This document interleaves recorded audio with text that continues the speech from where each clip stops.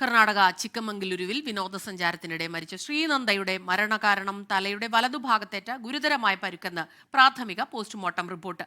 പരുക്കുകൾ വീഴ്ച മൂലമുണ്ടായതാണെന്നും നിഗമനം. മരണത്തിൽ അസ്വാഭാവികതയില്ലെന്നും റിപ്പോർട്ടിൽ പറയുന്നു. ശ്രീനന്ദയുടെ മൃതദേഹം ഇന്ന് പാലക്കാട് കടമ്പഴിപ്പുറത്തെ വീട്ടിലെത്തിക്കും. പ്രദീപ് നാരായണൻ ചിക്മംഗളൂരുവിൽ നിന്നും ഷാരിഖ് നവാസ് പാലക്കാട് ശ്രീനന്ദയുടെ വീട്ടിൽ നിന്നും ചേരുകയാണ്. ആദ്യം നമ്മൾ പോകുന്നത് പ്രദീപ് നാരായണനിലേക്കാണ്. പ്രദീപ്, ഒരു അസ്വാഭാവികത ഇതിലുണ്ട്, ദുരൂഹതയുണ്ട് എന്ന് കുടുംബം പറയുമ്പോഴും പ്രാഥമിക പോസ്റ്റ്മോർട്ടം റിപ്പോർട്ടിൽ വന്നിരിക്കുന്നത് അത് സ്വാഭാവികമായി വീഴ്ചയിലുണ്ടായ മുറിവുകളാണ്, അത്തരത്തിലുള്ള ഗുരുതരമായ പരുക്കുകൾ മരണകാരണമായി എന്നാണല്ലോ, അല്ലേ? തീർച്ചയായും സ്മിത, അങ്ങനെ തന്നെയാണ് പ്രാഥമിക പോസ്റ്റ്മോർട്ടം റിപ്പോർട്ട് നൽകുന്ന സൂചന. ശ്രീനന്ദയുടെ തലയുടെ വലതുഭാഗത്ത് ഗുരുതരമായ പരിക്ക് പറ്റിയിട്ടുണ്ട്. ഇതൊരു ആഴത്തിലുള്ള പരിക്കാണ്. ഇത് വീഴ്ചയിൽ ഏതെങ്കിലും മരച്ചില്ലയിലോ അല്ലെങ്കിൽ കല്ലിലോ തട്ടി സംഭവിച്ചതാകാമെന്നാണ് ഇതുമായി ബന്ധപ്പെട്ട ആശുപത്രി അധികൃതരുമായും അതുപോലെ തന്നെ പോലീസ് ഉദ്യോഗസ്ഥരുമായും സംസാരിച്ചപ്പോൾ നമുക്ക് ലഭിക്കുന്ന വിവരമെന്ന് പറയുന്നത് ശരീരമാസകലം മുറിവുകളുണ്ട്. ഇത് വീഴ്ചയിൽ സംഭവിച്ചതാകാം എന്ന് തന്നെയാണ് ഇപ്പോൾ അധികൃതർ പറയുന്നത്. മറ്റ് ദുരൂഹതകളൊന്നും ഇല്ല എന്ന ഒരു സൂചനയും അവർ നൽകുന്നുണ്ട്. എന്തായാലും ശ്രീനന്ദയുടെ കുടുംബം പക്ഷേ അവരുടെ സംശയത്തിൽ ഉറച്ചു നിൽക്കുകയാണ്. ഈ പോസ്റ്റ്മോർട്ടത്തിൻ്റെ വിശദ റിപ്പോർട്ട് വന്നാൽ മാത്രമേ ഇതുമായി ബന്ധപ്പെട്ട മറ്റ് വിവരങ്ങൾ ലഭ്യമാകുകയുള്ളൂ. എന്തായാലും ഇപ്പോൾ പ്രാഥമിക വിവരപ്രകാരം ശ്രീനന്ദയുടെ മരണം സംഭവിച്ചത് തലക്കേറ്റ ഗുരുതര പരിക്ക് മൂലമാണെന്ന് തന്നെയാണ് വ്യക്തമാകുന്നത്. ഇന്നലെ രാത്രിയോടുകൂടിയാണ് ശ്രീനന്ദയുടെ പോസ്റ്റ്മോർട്ടം നടപടികൾ പൂർത്തിയാക്കി മൃതദേഹം കുടുംബത്തിന് വിട്ടു നൽകിയത്. എന്തായാലും ഒരു 10 മണിയോടുകൂടി മൃതദേഹം പാലക്കാട് എത്തുമെന്നാണ് ഇപ്പോൾ മനസ്സിലാക്കുന്നത്. എന്തായാലും നമ്മളിപ്പോൾ ഉള്ളത് ശ്രീനന്ദയ്ക്ക് അപകടം പറ്റി അല്ലെങ്കിൽ ശ്രീനന്ദയെ കാണാതായ മാണിക്യധാര വെള്ളച്ചാട്ടത്തിന് സമീപത്തെ വ്യൂ പോയിന്റിലേക്കുള്ള യാത്രയിലാണ്. കുറച്ച് മുന്നോട്ട് പോയി കഴിഞ്ഞാൽ നെറ്റ്വർക്കിൻ്റെ പ്രശ്നമുള്ളത് കൊണ്ടാണ് ഇവിടെ നിൽക്കുന്നത്. എന്തായാലും ആ സ്ഥലത്തേക്ക് എന്തായാലും നമ്മൾ പോകുന്നുണ്ട്.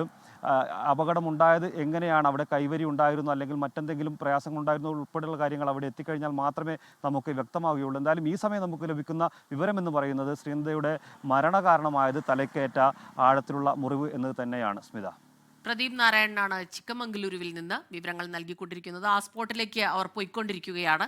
ഷാരിഖ് നവാസ് ചേരുന്നുണ്ട്. ശ്രീനന്ദയുടെ വീട്ടിലേക്കാണ് മൃതദേഹം എത്തിക്കുന്നത്. അപ്പോൾ അവിടെ നിന്നുള്ള വിവരങ്ങളുമായി ഷാരിഖ് നവാസ്. ഷാരിഖ്, ഇപ്പോൾ കുട്ടിയുടെ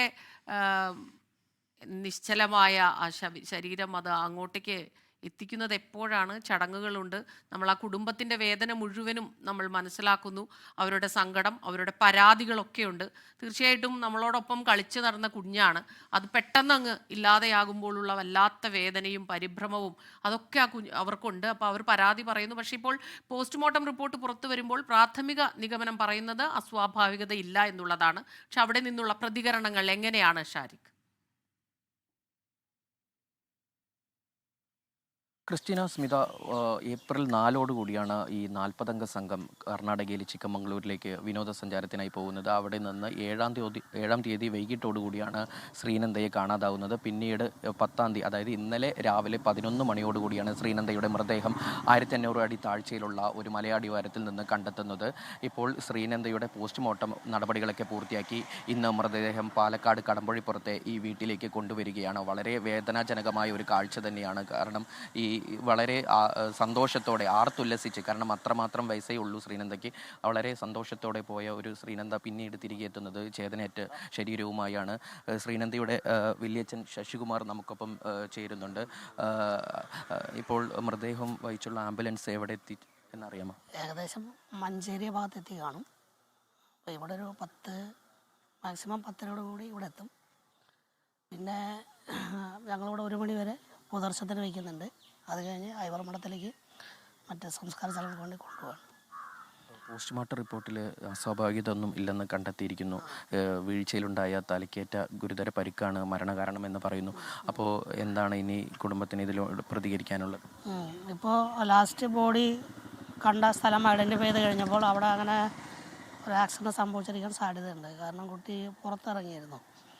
അപ്പോൾ പുറത്തിറങ്ങി ഞങ്ങൾ വഴക്ക് പറഞ്ഞ് തിരിച്ച് വീണ്ടും ഞങ്ങൾ അകത്ത് കയറ്റി എൻ്റെ കുട്ടിയെ സൈഡിൽ ഇരിക്കുന്നുണ്ടായിരുന്നു.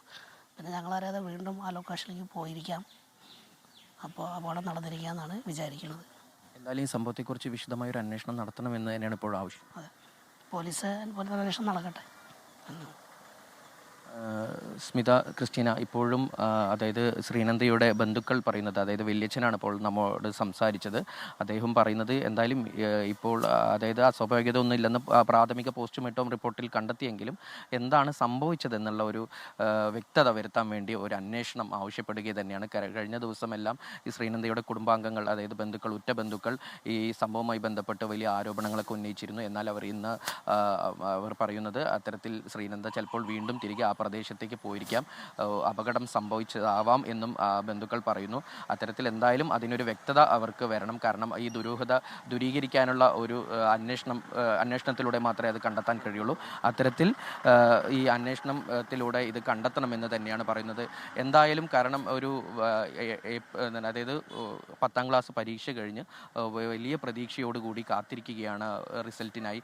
അത്തരത്തിൽ നല്ല മിടുക്കിയാണ്, അതായത് പഠിക്കാൻ വളരെ മിടുക്കിയാണെന്നാണ് നാട്ടുകാരും അതുപോലെ തന്നെ ബന്ധുക്കളൊക്കെ പറഞ്ഞത്.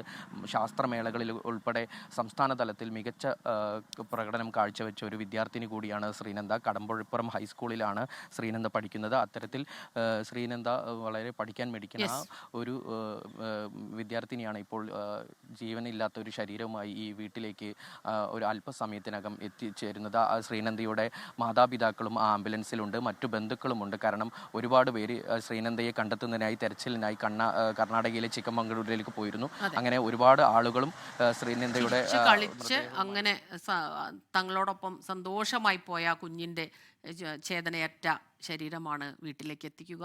സ്വാഭാവികമായിട്ടും അവിടെയുള്ള സുഹൃത്തുക്കളുണ്ട്, കുഞ്ഞിൻ്റെ കളിക്കൂട്ടുകാരുണ്ടാവും, അയൽവാസികൾ എല്ലാവരെയും വല്ലാതെ വേദനിപ്പിക്കുന്നു. നമ്മളെയും ഈ വാർത്ത വല്ലാതെ വേദനിപ്പിക്കുന്നുണ്ട്.